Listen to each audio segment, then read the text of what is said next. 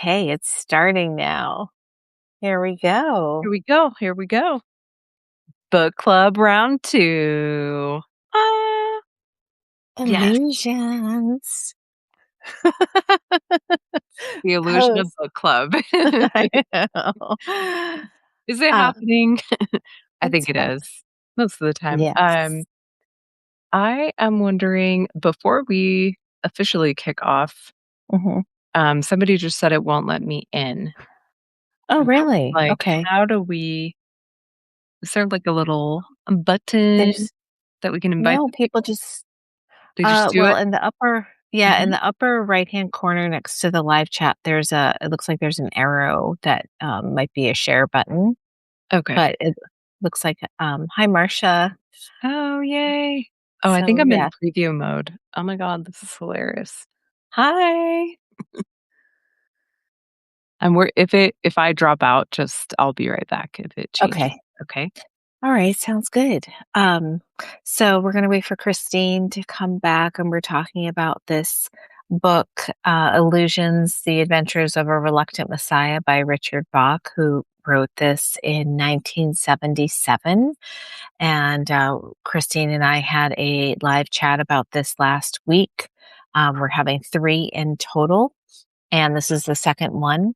So we're reading this book in thirds. And if you've read it, let me know. Put it in the chat if you've read this book, and any thoughts that you have on it. Would love to interact. So um, this book is when I posted it, it resonated with a lot of people. Had a lot of memories for people.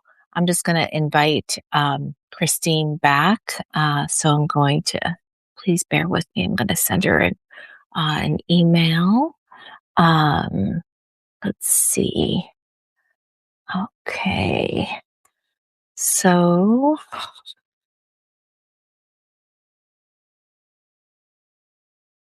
okay. So just bear with me. Okay. I'm just going to send that to her. Okay. All right. So let me just tell her that I sent her an invite to her email. Okay, let's see. Emailed. Okay. So, yeah. So, if you've read this book, Illusions, we're on page 65. And so, the premise of this book, if you haven't read it, is that um, it's this guy, Richard, who is a pilot, and he takes people up in his plane for rides over the Midwest plains, and he travels around to different little towns, um, giving people rides for like $3 a ride, and so he's pretty independent. He's also an auto mechanic. I think he does this just certain times of the year. So he meets this guy, Don, who is the reluctant Messiah, and Don um, oh, okay. So here, so Christine Ann is here. Okay, so Christine, I sent it to your email. So if you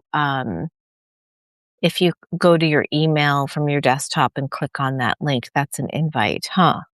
Oh, maybe it doesn't allow you to come on with me live. Is that what it is? Oh, I see. Okay, so you got the invite, right? It just makes you a viewer. Okay. Oh, add guests. Here we go. I'm going to do that now. I'm sending you the invite guests. There we go. Okay, still learning how to do this Substack Live thing. Okay, there we go. Look at me. All right, we got it. Are you on a desktop? Okay, there we go. Great. So I was just giving a little summary of the book, of what Word, we've it was covered so wonderful. Good job. Love it.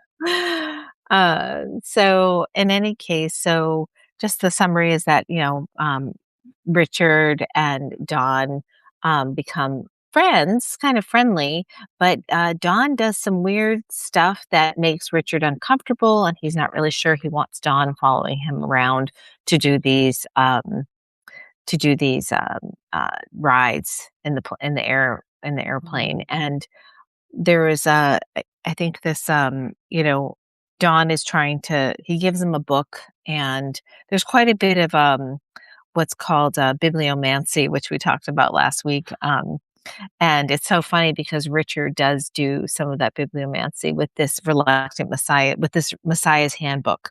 Mm. So um, Don gives Richard this Messiah's handbook, reminders for the advanced soul.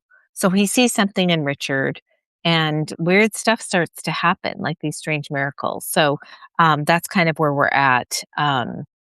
Is how they have to find fields Mhm. to land in, be close to town so they can get food and things like that. So that's kind of where we left off. That's where it starts for the Mm. second part.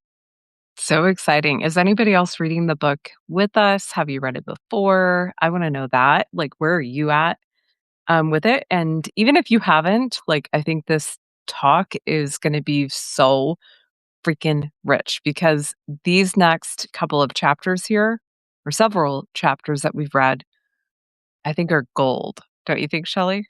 Yeah, it's really it gets really into the depth of how if you're open to being on a spiritual path, how it can be really it can be challenging. And Richard really ends up challenging Dawn. Mhm.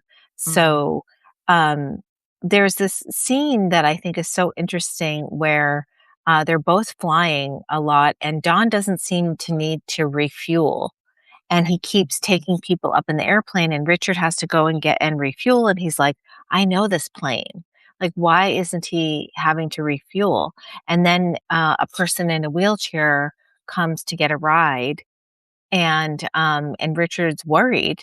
He's like, "What am I doing with this guy who is so seems so reckless, but yet so confident about taking this, person up in, for a plane ride with having not refueled." So, what do you think that's all about? Mm. Are you asking me or are you asking them? I was like, Yeah. who you asking? Sorry. I was like, I love this, Shelley. Yeah, I love what I think about it is I can imagine that being Richard, right? Like, what if you were Richard? You were somebody that was really good at your craft, and you see this guy basically performing miracles Right.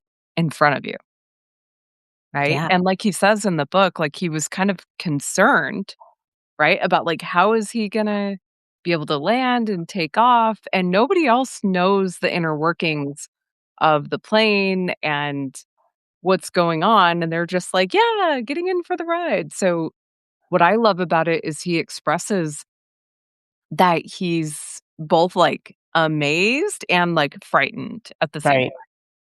time, right? And, um, oh my gosh. And he ends up leaving. He's like, "I'm out of here, Don. I'm not Yeah, gonna be part of this. because I the can't crowd watch this." comes, Yeah, right? because people started gathering, Mhm. and he's just like, um I don't want to be here to witness any crashes, and there's Yeah. more and more people. And, I kind of feel like they're both kind of introverted, you Mhm. know, solitude kind of people that want their peace and quiet, and they don't want too much attention. They just want to make enough money to be able to feed themselves and travel from town to Mhm. town. They Yeah. enjoy their craft of being pilots and mechanics. And so Richard finds his own place far away, but Don finds him somehow. Yeah. Yes. And that I think was wild how he wakes up and there's a wrench, like, on his head and then, like, floating. Right. The Richard, who is not the miracle worker in the story or, like, Mhm, the main miracle worker, and he's like, "What the heck?" And then Dawn finds him in the middle of nowhere, mhm. and they start to have this, like, incredible talk about what's really going on, and I love how um, Donald, or Shimoda, as he calls him, like, makes Richard tell him what he thinks is going on. Yes. Yeah. Oh, Yeah. I had It's like he gets a download. So then Richard's yeah. like, well, this is what I think. And then, so do you know what page that's on? It's about page 90 where they start to have a real discussion about what the heck is actually going on. I believe it's 90. Yeah. Before we get to 90 though, Mhm, I highlighted on page 83, mhm, was that this how Richard was reading the book, and how he realizes, like, he says to Mr. Shimoto, if the wrench is an illusion, then what's real? And if this life mhm, is an illusion, why do we live it at all? And and I gave up at last. I gave up at last. mhm. Tossed the wrench a couple more times and quit. And quitting was suddenly glad all at once that I knew where I was and I knew what I knew, even though it wasn't the answer to all the existence or even a few illusions. Yes. So he's like massively surrendering Mhm. and then he becomes happy. Thank goodness, right? Yeah. And I mean, I don't think he was unhappy to begin with, but I think Mhm. that Dawn's been like stirring it up for him Oh, to like yeah. be inquisitive about it all. Yeah. He seemed like in the previous part of the book, it seems like he's just kinda living his life and going through the motions in a way, and what I loved is he said on page 70, "It's one thing to believe in levitation," right? When you see it, it's another thing entirely Yeah. to believe in miracles, right? And I was That's like, "Oh pretty my god." wild. Oh, and I Well, took a picture actually of the quote on the next page. He said, mhm, "There is no such thing as a problem with," or in the Messiah's Handbook, mhm. pops out right after this whole wrench floating situation. He says, "There's no such thing as a problem without a gift for you in its hands. You seek problems because you need their gifts." That's so beautiful Yeah. I was like, "Oh, because is that what I'm yeah. doing over here?" Yeah. Right? Is that what happened all this whole last week? Are we looking, and not last week, but, like, is that what we're doing? Are we creating problems to, like, receive the gift of the answer? Do problems create meaning? Yeah. I mean, sometimes they do, right? People talk Mhm. about having the dark night of the soul, and that's Yeah. when you are just forced to go down, like, basically give it all up. You're on your knees. You're like, you've just done everything and everything you can to cling and control, and nothing's working. Yeah. So the only thing to do is to just stop. And I think Richard's experience in life of just going along, like what you were saying earlier, Mhm. just going along, not happy, not sad, not, just like kind of just living Mhm. his life. Um, I don't really get the sense that he was discontented, but I think that the way that he was, um, I guess, doing his life is so relatable to so many of us, and so Mm. this is inspiring that, hey, it's actually worth it to take Yeah. a closer look. Yes. Thank goodness. Oh, and I can't wait for the next part. Oh my gosh. Yes. Um, oh, the other bit, when Donald comes and, like, finds him and starts talking to him about the wrench floating and levitating, right? He Mhm. says, "Some of us start learning these things subconsciously. Our waking mind won't accept it, so we do our miracles in our sleep." And Yes. I was like, "Oh, ooh." Yeah, something happens in the sleep world, right? I mean, I think Mhm. it's a continuation of, it's part of consciousness, and I love discovering, like, what my dreams mean, and I write Uh, them down sometimes. I know you're into that too. yeah, totally. So I was like, "Oh, man," but I've never woke up with a wrench floating above my head, right? Hashtag not yet, and, Yeah, I knock on wood, right? yeah. I definitely think it's cool, like, if I wake up at 333 or, like a cool angel number, Yeah, and, yeah. and then also I wake up in the middle of the night and I try to I'm like, "Oh, that was such a good dream." I try to remember it, and then I don't, Mhm. of course. It's hard. It's hard Yeah. having dreams and being human sometimes, but, um, oh my gosh, he was, after that part, I loved when he was saying that he didn't wanna know anything. He's like, "I don't wanna know anything." He's, like, in this frustration of, like, kind of having that meltdown like you were talking about. That's like, "Gosh, I don't want this." But, like, he did want to know some things. And, Donald tells him, "It doesn't work that way. If you learn what the world is, how it works, you automatically start getting miracles, what will be called miracles. But of course, nothing is miraculous. Learn what the magician knows, and it's not magic anymore." Oh, yeah. I was like, "Oh my god," drops mic, right? Because you just yeah, because when the magician reveals all the Mhm. secrets, then everything's exposed, Yeah. and so it's not magic anymore. So, how do we relate that to real life? Like, how does that help us in real life, do Mhm. you think? I mean, Mhm. Well, it's yeah. like, if we relate it to miracles, like, if you know that it's, as he talks about the title of the book, illusions, Mhm. right? And the next, like, real meaty part of the book that we're gonna talk about, like, when you understand maybe we should talk about that part next. Sure. Yeah, what he relates it to. Right? Is it a miracle or right? Is it just life being life? Yeah, because Richard asked him as they, like, had hashed out all this, his tensions about, like, what the heck is going on here? Mhm. And he asks Donald, like, basically, what's the point of life? Mhm. Like, why are we here? Why are we doing this? Um, and they're walking by a movie theater, and Oh, Donald yes.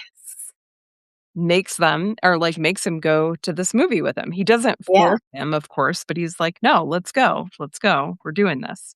He Uh, totally, like, redirects him because yeah. from all these questions, he's like, "Let's go into the movie," and it's Butch Cassidy and the Sundance Kid, which I saw years Mhm. ago, Yes. which was great. But Donald asks Richard, like, "Well, why did you see the movie? Why do people see movies?" And they boil it down to 2 things. It's either for fun or to learn, Yeah. right? Yeah, because when you go into a movie, you let go of everything and you're just focused on what the Mhm. entertainment is in front of you, and that is such presence because oftentimes, I'm if I'm watching a movie that's captivating, I'm not thinking about anything else. No. I'm not You're thinking just about what I have to do after, I'm not thinking about, like, I'm thinking I'm really invested in the characters and what's happening if it's a good movie, Mhm. or TV show, and so that's so much presence, and he's saying that's the whole purpose of life is to Mhm. be present to like, we're supposed to be happy and enjoying our lives. Yeah, or whatever type of movie you picked to see, right? Exactly, Like, if and create. yeah. It says you don't have to see their films and they don't have to see yours. That's called freedom. So I somebody love else is creating, a movie a life that looks really Mhm, unhappy, mhm, or horror movies like they were talking about in here. mhm, That's not your movie, right? You don't right, have to watch it. right.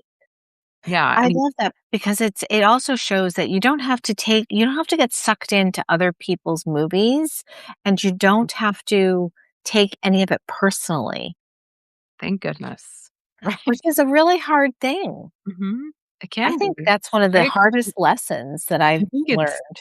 that we get caught up in our own that we're like, that the movie is real, right? Like, Mhm, say you're watching a movie and you're like, "Oh my god," you're, like, so in it, and you're like, "Oh my gosh, it's real." And part of that movie, you see some other character doing something, or there's a movie playing right next to it on the screen, and you mhm, start watching that one too, right? right. And you're like, "Oh my gosh," right? Or maybe you're on your phone and watching That is the so same true. time, right? Like, we're paying attention to what's around us. But somebody else's movie is in your movie. Right, right, and we're in each other's movie. I'm in your movie Yeah, right now, and you're I in mine. know, it's so good, it's so good. I'm so glad you're in the movie. I Uh, kind of feel like it's like Russian nesting dolls, like yeah, Whose Yeah, movie's in whose movie? I'm also in the movie of the people that are in my house. exactly. We're all I love how he brings it down to, like, the film and the projector, like, it's Mhm. all imagination, right? He says, "Space-time is a fairly primitive school, but a lot of people stay with the illusion, even if it's boring, and they Yeah, don't want the lights on turned on early." that's so true. Like, we're only ready for the spiritual path when we're ready, Mhm. and no one can bring us there. No, Yeah. even though it's interesting, well, Don's kind of bringing Richard there, Yeah. um, but he's going reluctantly. Like, he still is going on his own accord, Mhm. and I think that, so then if we take this reality that everything is a movie, Mhm. and then he talks about how everything is perfect.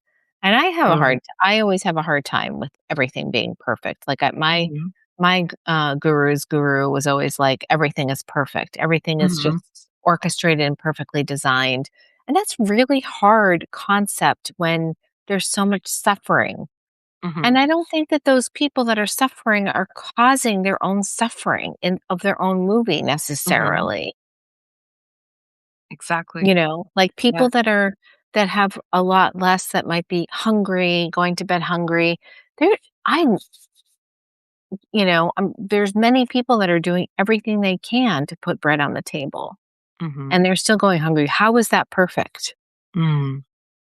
How is that perfect? I just I still have a problem with that concept. I mean, I know that everybody is playing a specific role. Do we have people that are starving in our world because we're supposed to realize, like, okay, I need some of that in my movie, so I'm gonna give, so it makes me give. Yeah, I was gonna say, why is it in your movie, Shelley? It's in my movie because I'm Yeah. a mom and I don't want anybody to go Yeah, hungry. exactly. And it's our agreed upon reality, right? Right. Like he was talking about, we all go into a movie theater knowing that there's gonna be drama and ups and downs and a climax and a beginning and an end. Mhm. So, did we sign up to come watch this movie or play a part in this movie, Right. right? Yeah. And perhaps, um, even as he says, like, about the perfection, um, he says, "Are you telling me," as he's talking about the sky, they look at the sky, and he says, "Are you telling me that even though it's changing every second, the sky is always a perfect sky?" Right. Right? So, yes, there's some people that are hungry, there's some people that are being fed, there's some people that are getting hungry, right? Just like Yeah. the stars in the sky. Um, he says, "And the sea is always a perfect sea, and it's changing too." Yeah. Um, It's if perfection is stagnation, then heaven is a swamp, and the "is" ain't hardly no swamp cookie. I was like, "Okay." That's Um, awesome. so perfect all the time, changing, Perfect. you Yeah. know? Yeah. Yeah, And again, that theme of impermanence. We can rely on impermanence of things changing, yeah, which I personally find a lot of respite in yeah, because yeah. I just when things are dialed up and they seem really hard, I know it's not forever. Yeah, and we need reminders Mhm. sometimes, like, I needed this reminder this week, like, these chapters. I was Mm. like, "Oh, yeah, it's a movie. Oh my gosh, I take the movie so seriously sometimes, Right.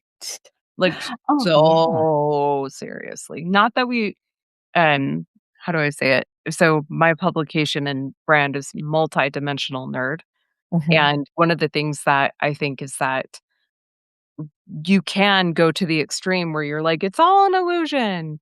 So, I'm not, you know what I mean? I'm gonna be really disconnected from the agreed upon reality. Yeah. And I think that, a I don't know, I don't wanna say a better approach, but maybe a healthier approach is like, Mhm. yes, it's an illusion, but and a movie I came here to be a part of and see, but, like, even if I was acting in a movie, I'd take that seriously sometimes, right? Like, Yeah. you might get really caught up in that role. and, Mhm, like, be mhm. so believable that people think that that's who you are in real Yeah. life, right? Right, right. Yeah, I mean, that What also did you goes don't? with yeah, it's so interesting because as I was talking with my son today about being creative and how Mhm, so he taught himself how to play the drums and he's mhm. drumming and recording cover songs, which is so Good for cool. him, You yes. know? And then he's putting an image with it. So he's creating an Mhm, image and he's posting on Instagram. And so I said, "How do you feel about that?" Like you're mhm, putting yourself out there. He's like, "Well, I didn't get anybody liking it." I'm like, mhm. "Guess what?" I'm like, "Just do it to do it." And Yeah. be creative and just be Mhm, out there. That's what I do when I write. I'm writing and yes, if someone sees my piece and it resonates, mhm. it makes my heart so full, but I don't do it with the expectation that I'm going to get any responses Yeah, because then it takes away my joy. And yeah, so I said the same thing to him. I said, "Don't let it take away your joy just from doing it because you want to be creative. Just do it to do it." yeah. Because I also think when we're creative, when we're dialed in that way, that's a divine connection. Mhm. It's like it's with the I am, which is Yeah. you talk a lot about the I am, and I think that we're connected to the I am within when we're being creative. Yes, absolutely, and so good for him, right, to have a mom that knows what it's like to be vulnerable and share her work with the Mhm. world and give him that guidance, right? So he can learn it Yeah. so early on, right? Or Yeah. earlier on that we've Mhm. had to learn it in our in our internet age, right? Right. Yeah. Yeah. Yeah. Yeah, it's so cool. I also love, well, I did read a little bit ahead, but, Mhm. yeah, I think Let's hear it. I love what let's see. Yeah, that validation piece, getting back to it. Yeah, oh, this was good. On page 95, Mhm. um, he says, crowds. Oh. About crowds, you said, everybody wanting you to do their miracles for them. So yeah, so Richard is saying to Dawn, like, "How do you manage that? Like, why do you do that? Like, everybody's coming up to, say, perform a miracle on Mhm. me, make me walk, make me see, make me, take the cancer away or whatever." Mhm. So, let's see. So who said let's see, who's saying what? Oh, yeah. Um, so Dawn says, "Yeah, not the first, the second. Crowd phobia is your cross, not mine." So he's Mhm. like, "I don't care about crowds. Mhm. It's not crowds that wear me. It's the kind of crowd that doesn't care at all about what I came to say." That just broke my Oh, heart. yeah. Um, you can walk New York to London on the ocean. You can pull gold coins out of forever and still not make them care, you know? And when he said that, he looked lonelier than I had ever seen a man still alive. He didn't need food or shelter or money or fame. But he was dying of his need to say what he knew, and nobody cared enough to listen. I frowned at him so as not to cry. "Well, you asked for it," I said. "If your happiness depends on what somebody else does, then I guess you do have a problem." I got him. Right? So, it's like like all of us, this is so Mhm. human. Like we all have something to say, whatever medium it is, and we just Yeah. wanna be validated and heard. Yes. Yes, and along those lines, another, like, kinda call out from his Messiah's handbook, right, Mhm, right? is on page 100, it says, "Argue for your limitations, and sure enough, they're yours." I love that. That's Right? deep. Yeah, so in a way, it's like, was he kind of, like, arguing for his limitations in a Mhm. way? Like, even the Messiah himself, Yeah. right? He's acting like a mirror who's kind of asking Richard to be his mirror. Yeah, yeah, Eh, and we need that. That's why we have each other. yeah, That's why we have a movie with a lot of characters, like, billions of them, right? totally. Yes. I Oh, know. It's so weird because you're kind of like in my movie on my computer and on my I know. phone because we never met in person, which is so weird to me Yeah, but 'cause we can, yeah, right? and we will. Yeah, and we must. Right. Alright, I'll be right over. Okay, hop over. If it's an illusion, why can't you just I know, snap why can't I over? time travel? Like Star Trek, like, beam me up. If you argue for your limitations, right? Right. Just like he was I mean, I will say it would kinda freak me out if you just appeared in my office right now. I I'd be like, know. "Dude, Shelley, like, this is not my Substack Live I was hoping to have today, but I'll take it." Then you turn me into Richard, and I'd be freaking out. Yeah, Um, seriously. yeah. So, Oh my god. can we? Perhaps. Do we wanna try? I don't know about that, so we'll I see. know, some people astral travel, right? Like, that you can, like, Oh, I meet do each other. that. Yeah, Yeah. for sure, but, like, I feel like my body stays where my Mm, body is. mhm. So could I astral travel to your house? Probably, but you I might would not I see see you if you did that? I mean, we could try and see, I right? think we should try that Usually, the someday. person traveling sees, um, but yeah, we'll have to experiment. I think we Be like, should. "Shelley, did you see me over there?" Yeah. I had one, I'll tell you, I don't know if I've shared this with you before, when I was learning astral travel years ago, in school, actually, like real school that I got an actual degree from, Mhm. um, they taught astral travel, Wow. and I was experimenting with a partner, Mhm. um, on Zoom. Now, I could only see the background that was there with her at the time, and this was, oh my gosh, over 10 years ago, and I started telling her about other rooms in her house and what was there and what they looked like, and she started to freak out a little bit, Mm. like, for real, and I was Of like, "I'm just course. telling you what I see." Yeah. And then it started to freak me out because she was freaking out, and I was like, "Oh my god, I'm actually seeing what's in her house." And Wow. no, this is not a tool for, like, stalking or, like, peeping on people, okay? Yeah, Consent, permission, all of those things always. imply. Yes. Um, but yeah, that's when I learned that I could. Wild. That is pretty powerful. Our Mhm, I mean, consciousness is so vast and big, we have no mhm. idea. Yeah, And I just love being able to talk about these things and discover them with you and also to remember. Like, mhm. this is a really good book of remembering. Yes. 'Cause it Absolutely. feels doesn't it feel familiar? Yeah, it does, even though I've never read it before. Right, right. Ah, Yeah. Thank you so much for talking with me today. yeah. We're gonna, we have one more, like, part 3 coming up next Mhm. I think it's next Thursday as Yeah. well. Same time, And same channel. yeah, so that will be great, and if, hopefully all of our other viewers will, enjoy this. Thanks for being with us today, Marcia, Yeah. and, Yes. alright, so thanks so much, Christine. I'll see you soon. Thank you. See you next week. Hey, bye for Bye. now. Woohoo.